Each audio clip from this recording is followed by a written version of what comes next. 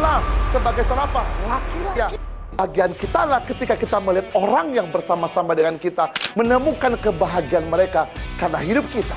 Istri saya harus menemukan kebahagiaannya karena menikah dengan saya. Anak-anak saya harus menemukan kebahagiaannya karena mereka menemukan ayah seperti saya. Sama seperti Yesus, kita menemukan kebahagiaan kita hari ini, kita menemukan sukacita kita hari ini karena ada satu pribadi yang telah memberikan hidupnya supaya kita hidup bahagia karena hidupnya Yesus. So, panggilan kita sebagai seorang laki-laki adalah panggilan yang bertanggung jawab terhadap kehidupan orang lain yang Tuhan letakkan dalam kehidupan kita. Amin. Kalau pria Raja Wali, ada amin saudaraku? You must have a vision.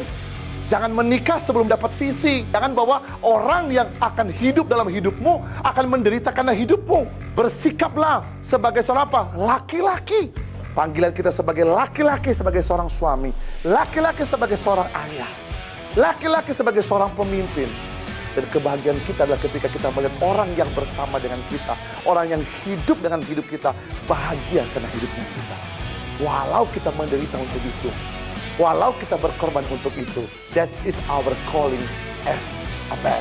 Itu panggilan kita sebagai laki-laki. Tepuk tangan yang mulia. Kita.